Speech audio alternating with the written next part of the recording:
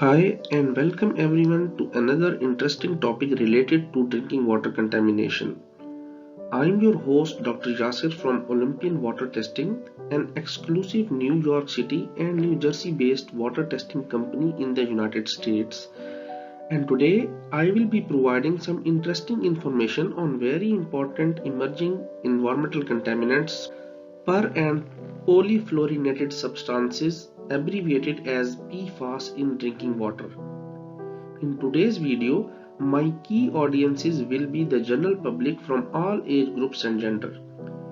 In this video, I will try to inform you about the environmentally persistent PFAS which should be monitored routinely in your drinking water sources, including your home and workplaces, as they have been associated with numerous health implications among exposed humans.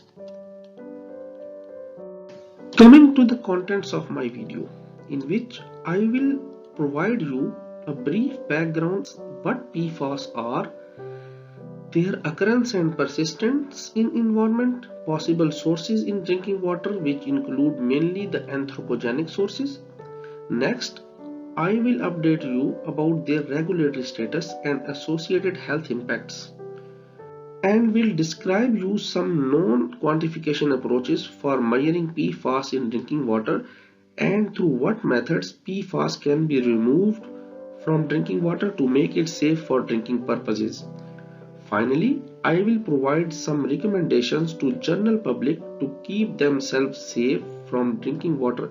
Coming to the background, the per and polyfluoroalkyl substances PFAS are a group of chemicals used to make fluoropolymer coatings and products that resist heat, oils, stains, grease and water.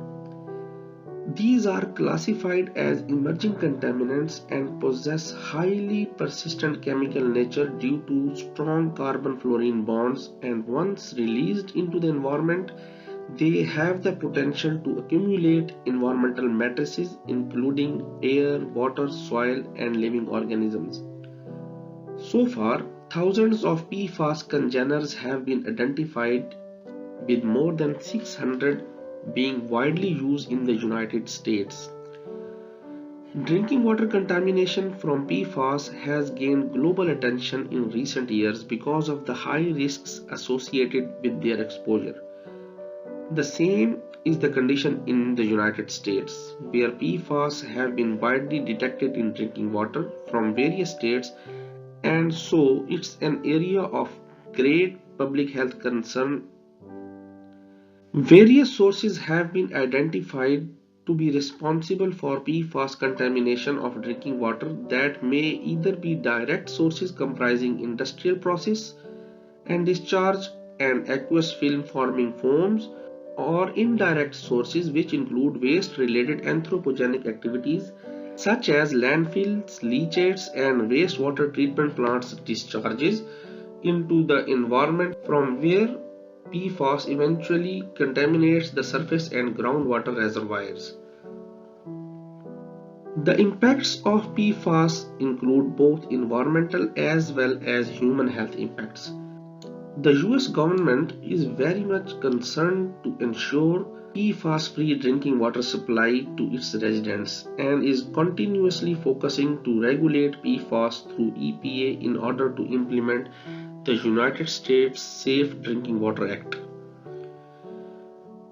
Because of being classified as emerging contaminants, very limited background information exists related to their levels in drinking water and toxic potential among humans, which implicates the PFAS regulations, and due to this, no federal enforceable standards (MCLs) for PFAS have been set by EPA so far, although various states have set local guidelines for PFAS in drinking water. For instance, New York was among the first to set a permissible limit of 10 parts per billion for two main PFAS congeners, which include perfluorooctanoic acid, abbreviated as PFOA, and perfluorooctane sulfonic acid, abbreviated as PFOS.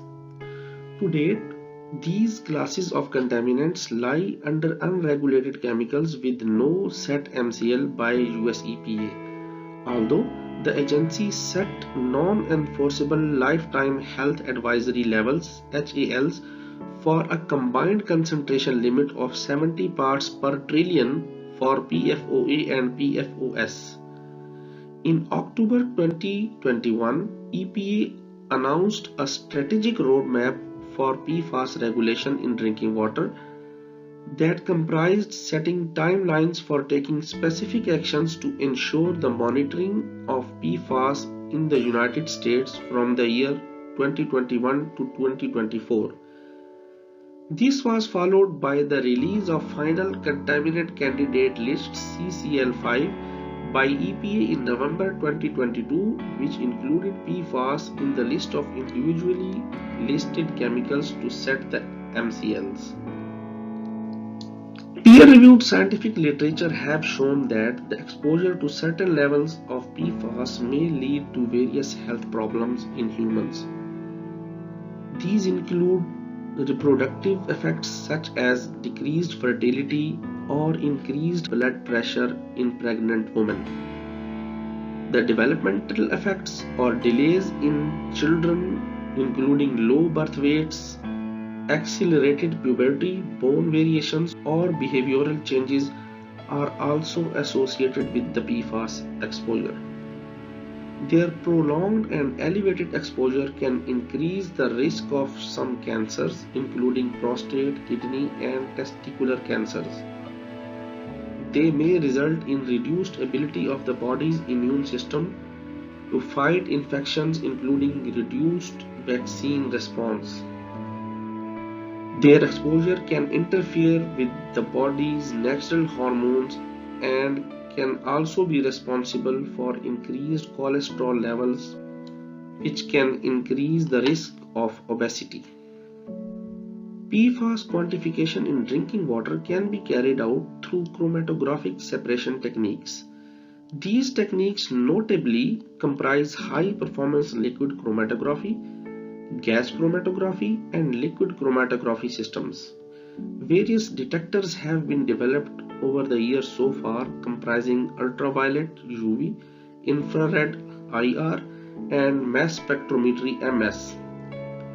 Among these, liquid chromatography coupled with MS has been recognized as a state-of-the-art analytical platform for the wide and quick detection of thousands of organics in a single run, including PFAS. These analyses are further carried out using two different approaches. These include targeted detection of PFAS, which comprises the detection of selected PFAS containers having reference standards. The other most recently used approach uses non-targeted analysis of PFAS in drinking water. In non-targeted analysis, no reference standards are used and PFAS are measured using semi-quantification or suspect screening methods. Through these techniques, thousands of compounds can be measured and mapped using integrated statistical analysis approaches and are widely applied to report unknown compounds in environmental matrices.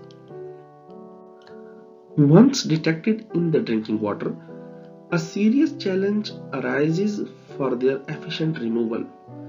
Various removal techniques and strategies have been developed so far to eliminate PFAS from drinking water and make it safe for consumption.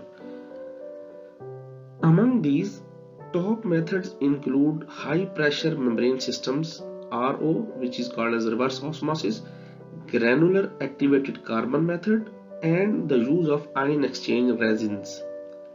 According to the EPA, reverse osmosis separation is up to 99% effective at removing certain PFAS from drinking water. The potentially dangerous chemicals PFAS are ubiquitous and used in numerous consumer products. Therefore, it is very much essential to avoid their exposure. Taking several steps can greatly help reducing their exposure. These include: number 1. Check your water. While there are still no federal limits for PFAS chemicals in drinking water, it is very necessary to monitor your water. If you get your tap water through a public water system, you may get an annual report detailing those results. If you did not receive your results, call your local supplier. If you rent, call your landlord. Number 2. Test your water. If you are suspicious about PFAS in your drinking water, it is recommended to get your water tested from certified laboratory or testing services to get reliable results. Number 3. Filter your water. Consumers who learn that their water has PFAS levels could install suitable filtration system at their homes, such as reverse osmosis systems. And the last recommendation include: choose and use products carefully. PFAS compounds are found in many products and are particularly common in a few, so it is recommended to use household products carefully after confirming about their composition levels. This is all about my today's video. I hope you would have enjoyed the informative content in this video, and in case you have any query, you can reach us at the following telephone numbers and we will be happy to respond to your queries. Thank you and goodbye.